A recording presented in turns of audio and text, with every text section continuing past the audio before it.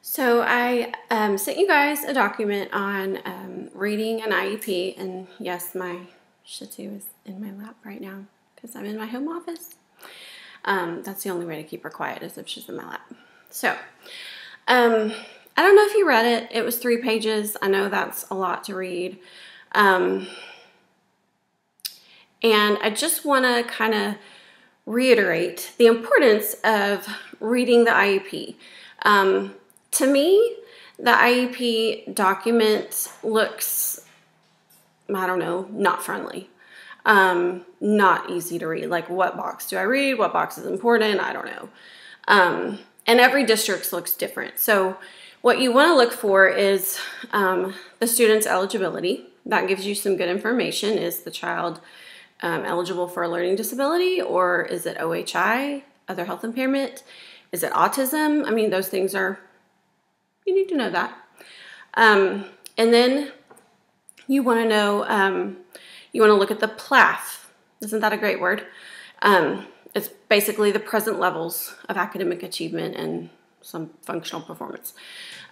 So it's where we get your, when we ask for your input before an ARD, that's where we get that information. So if you're seeing something in there and you're like, yeah, I did not say that, let us know.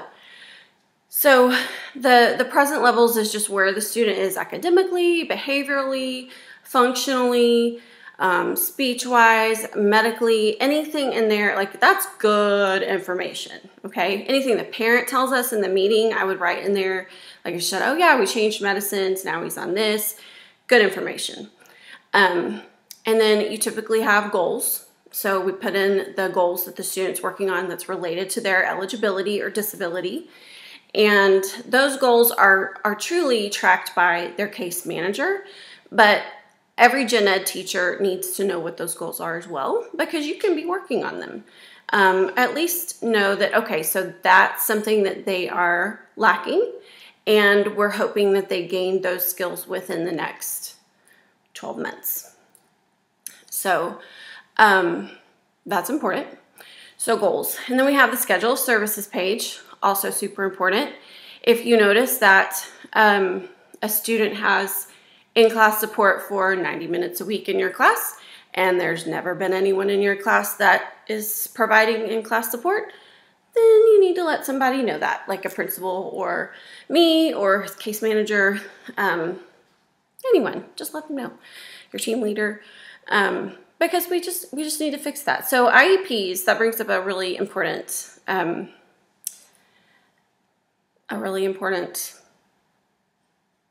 don't know. It's super early, so I'm having trouble with my words. Something important that you need to know is IEPs are legal documents, okay? So anything we write in the IEP, anything we say that the kid needs, you have to do it. You have to do it. So you have to read it in order to know how to do it or what to do. So on the schedule of services page, typically the case manager and I and the principals will make sure that they get the services they need. But you, as the gen ed teacher or aide in the class helping or anyone working with the student, you're in charge of making sure that those kids get their accommodations. And every student that's in special education, that's not just speech only, and a lot of speech only kids have accommodations, but just about every student in special education has accommodations. Those are in a legal document, and you have to do them. If you don't understand one, if you're like, what the heck is preferential seating? I have 22 kids, and 13 of them have preferential seating, or 22 of them have preferential seating. So it looks different for every kid. So what I try to do in my paperwork is write in a note, preferential seating means away from distractions or away from students who might be distracting, close to instruction, close to teacher for behavior reasons. A lot of what's in the IEP will kind of explain what that's supposed to look like. But if it doesn't, for some strange reason, just come ask. There's somebody that knows. So those accommodations are, they're legally binding and you have to follow them. When it says at teacher's discretion or at student request, then, you know, those things are not things that have to be done every single time unless the teacher feels like it's absolutely necessary or the student asks for it. But you should definitely make sure that the student knows that those things are available to them. Now, we have some lovely, precious, adorable students that say, I don't want to be read to. I'm not doing it. No, I'm not. Don't read to me.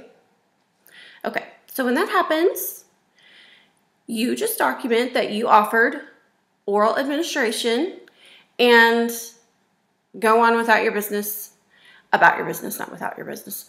And just document it. Maybe it's just a weird day. Maybe it becomes a habit. You know, it's consistent over a week or two. Or, you know, 2 or 3 times in a row. If that happens and that, you know, you've documented the student is denying this accommodation, then you need to go to his case manager or me or principal and say, this accommodation is not getting done because the student refuses it. So we just need to do an amendment or come back to R, discuss with parents about changing that accommodation because it has to be changed in a meeting. We can't just say, oh yeah, he doesn't need that. We're not going to do it. That is not we can't do that. None of us. We can't just go, oh, I don't really think he needs oral admin. We're not going to do that today. That's not okay. If it's in the document, you have to do it. So please don't come in and ARD and when I go through the accommodations, go, oh yeah, we never do that one. I'm going to give you the look and I'm going to breathe. And hope that that doesn't happen again. Don't say that in an ARD, please. Mainly, don't say it because it shouldn't be true. If something's not happening, then we need to come back to ARD and discuss why that accommodation is not appropriate for the student. So, okay, enough about that. I could talk all day on accommodations. And I'm kind of a nerd, so I have tons of resources on why we do certain accommodations. Copy of notes. Look, I gotta go here. Copy of notes before instruction. Okay, I know that teachers, I was a teacher, teachers like for you to be busy. We want you to be busy writing things down from the board so that you're not bugging your neighbor or sitting there like, I don't have to do anything because my IEP says so. No. Okay, we want the kid busy. We want the kid paying attention. So, we also have students that may have slow processing speed or low short-term working memory. And taking notes while listening and trying to learn is just not effective. It's not going to work for them. They're not going to learn that way. They're just not. So we're not expecting them to, okay? So if we give you an accommodation that says, give class notes prior to instruction, give them. And do not require that student to write anything. Do not. You may encourage them to get out a highlighter or colored pencil or something and say, you know, you may just want to highlight some key points. This would be a good thing to highlight. Like you can say that in your instruction, like this would be a really good thing to highlight. This is super important. And not call a kid out, but just, you know, kind of emphasize the importance. If a student who gets notes before instruction, and I know that there's a lot of them because we have a lot of kids with slow processing and a lot of kids with low short-term working memory. So it's important that they get those notes. If they're not paying attention or if they're, you know, being a stinker because they think they're special and get notes and nobody else and they don't have to write anything and then that becomes, you know, a different issue that we can deal with. So just let us know, and we can follow through with that. But don't give them notes and then go, okay, you also have to write them. No, that's the point. We don't want them to write them. Okay, moving on. After the services, scheduled services is least restrictive environment, we want our students in with their gen ed peers as much as possible while still meeting their needs. So it just kind of explains what we do for them and why they are where they are. Assurances and transition, all of that good stuff. Once they get 13 or over, we start doing some transition work where we talk about, we actually pull them in and discuss things like, what are you going to do when you graduate from high school? And what do you want to do with your life and how are you going to make money and that kind of thing. So those are super interesting. I actually like to read those. And so then there's assurances. If you've never read the assurances, you should read them. Just so you know like what is being promised to parents. Kind of important. But you really don't have to read them once or twice to really understand what they're saying. And then the signature pages, so you can see who was in the meeting. If you have any questions and you're like, no, I disagree, go talk to one of those people. And what else? Oh, deliberations. Super important. Super important. Okay.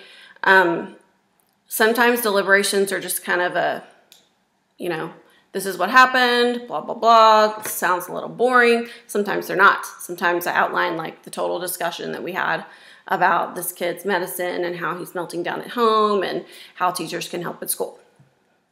Important to know, because deliberations are also part of the legal document that we must follow. So please read the deliberations. I don't write things that aren't necessary because that's just annoying. And I don't really want to do things that I don't have to do. And I don't want to make you read things that you don't have to read. So read the deliberations.